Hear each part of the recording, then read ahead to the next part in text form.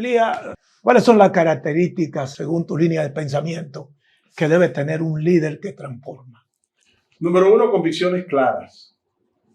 No puede dejarse convencer de otras corrientes. Y eso fue lo que hizo Billy Murray. Se dice que Billy Murray venía hablando de cambio desde los 70. El cambio de Billy Murray no sucede en el 90, ni sucede en el 84, 1984, cuando el Espíritu Santo nos mandó a arrepentirnos a todos. Después de investigar y de hablar con el obispo Barlack, quien fue nuestro historiador, me dice que las convicciones de Billy Murray estaban claras en los años 70. Y nada, a pesar de todo lo que nosotros creíamos en ese tiempo, nada lo hizo cambiar.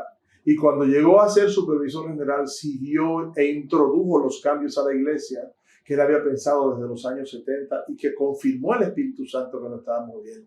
Así que primero es convicciones claras. Tú tienes un camino que recorrer, lo vas a recorrer. Quizás vas a encontrar obstáculos. Sí, no, sí, claro. Y también vas a variar un poquito, vas a adaptarte a algunas cosas. En el contexto. Pero esa es una característica. Déjame decirte algo, que una de las cosas que yo aprecié, recuerda que este es el primer punto que tú estás mencionando, una de las cosas que aprecié de Billy Murray es que él, y esto contribuye a lo que tú estás diciendo, de su mente su mentalidad que él estuvo mucho antes. Él dice que cuando él escuchó al supervisor general que habló en contra del anillo de matrimonio, y eso eran muchos años antes, él no dijo nada, pero él sabía que era un error que se estaba cometiendo. Porque un anillo de matrimonio lo que representa es, le dice a una mujer que usted es casado. Y yo no quiero parecer un viejo solterón por no andar con un anillo de matrimonio. Entonces, la capacidad que él tuvo de aguantarse y no combatió, yo no podría dar para eso. Sí, yo no doy para eso. Yo no doy para eso. Él aguantó y esperó el momento en Dios para poder entonces hablar. Esperó su momento. Otra Otra cualidad, por lo tanto, es paciencia. En la Biblia no se usa la palabra paciencia. Donde los traductores usan paciencia, la Biblia dice resistencia. Él resistió dejarse dominar de sus emociones a nosotros ir en el camino que íbamos y esperar su momento. Un líder que transforma tiene convicciones claras. Número 2, tiene paciencia, tiene resistencia y espera el momento indicado. Maxwell dice que una acción correcta en un momento incorrecto crea caos. Pero entonces, por tanto, si Billy Murray se pone a insistir en su manera de pensar antes de ser supervisor general, primero no llega a ser supervisor general, segundo lo hubieran bloqueado. Sí. Y no se hubieran podido lograr los cambios de los años 90. Así que convicciones claras, paciencia, fidelidad.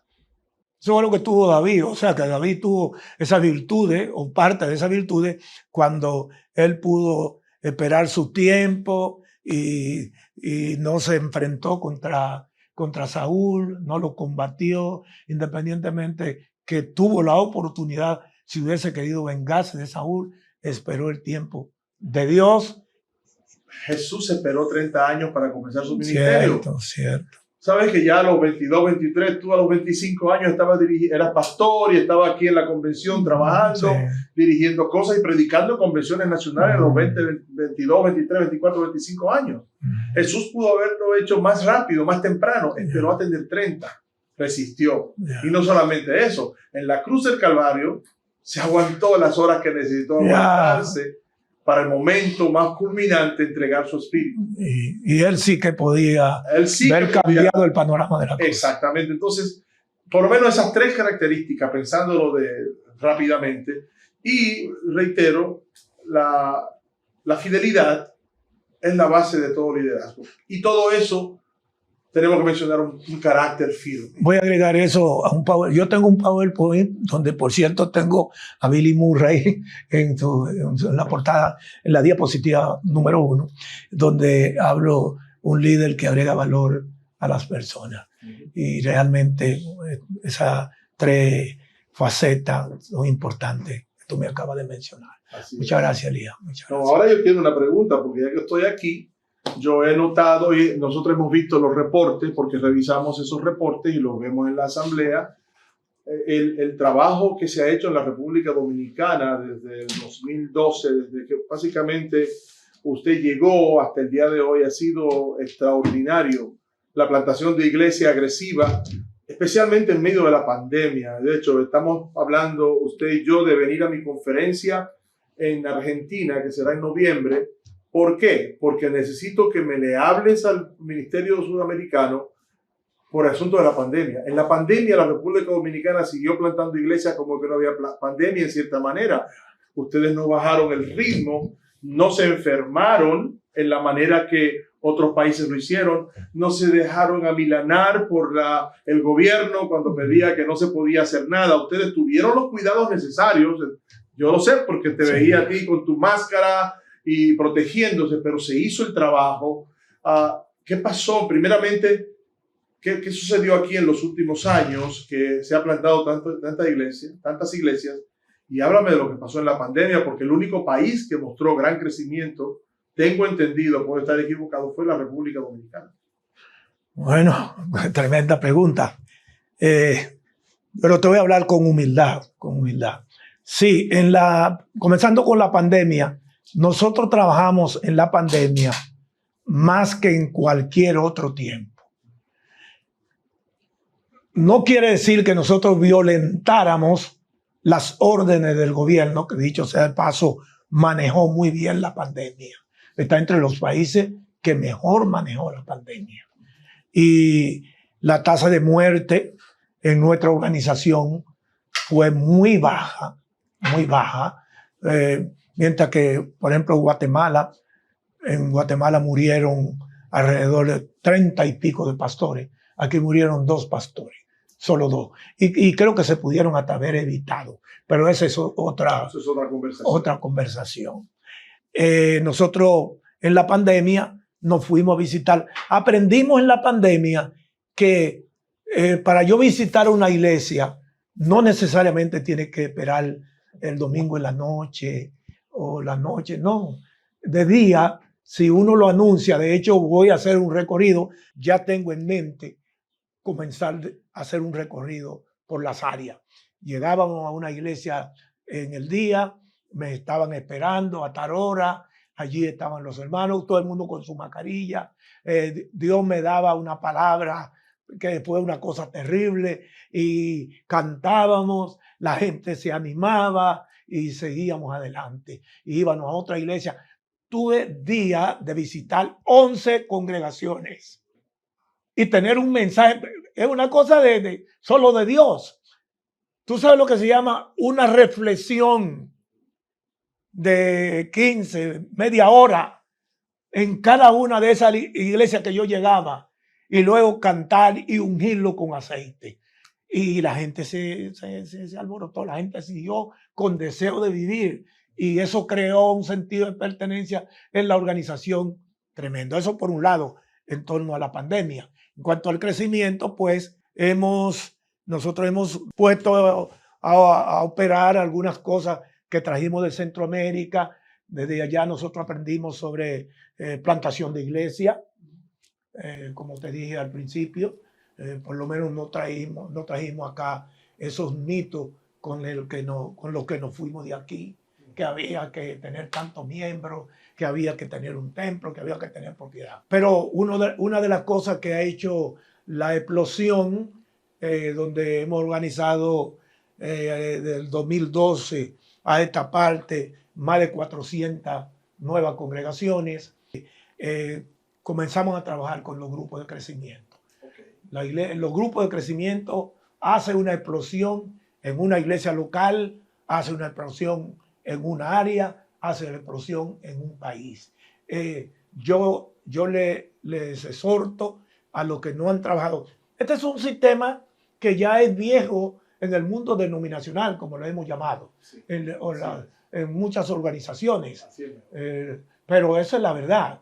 Esa es la verdad. Nosotros nos montamos en este tren tarde, pero Nos montamos. Sí, Pero nos montamos. pero nos montamos. Lamento que todavía tenemos algunos países que no lo han entendido. Creo que voy a ir, voy a visitar algunos donde me han pedido que vaya a hablar de eso. Pero yo quiero que sepa que una iglesia, yo digo así, una iglesia de 50 miembros, y lo pongo de 50 miembros porque si lo llevo a una iglesia de 200, alguien va a decir, no, pero que mi iglesia lo que tiene son 50. Una iglesia de 50 miembros que puede tener 4 grupos de crecimiento.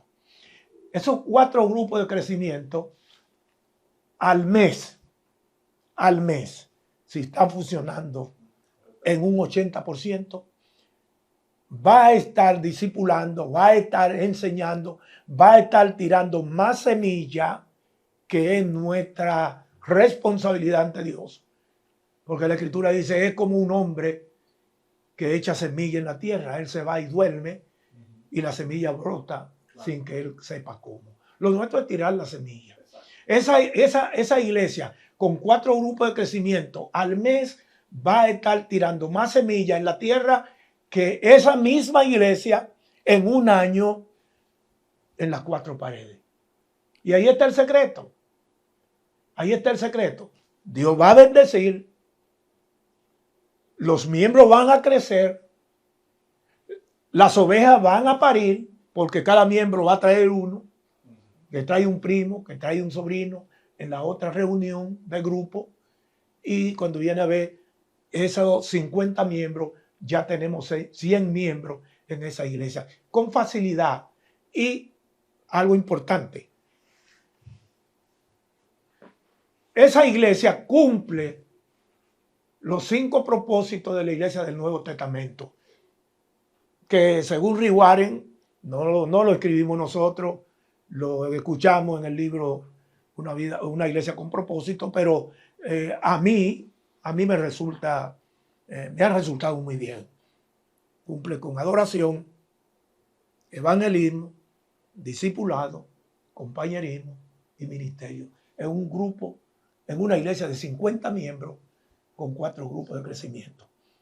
Y casi siempre, al llegar el año, ya esa iglesia tendrá 8 grupos con facilidad y tendrá una para organizar la iglesia que quiera organizarse para la misión. Y eso se ha replicado en muchas iglesias en la República Dominicana. Claro, aquí nosotros ahorita debemos tener mucho más de 2,000 grupos de crecimiento.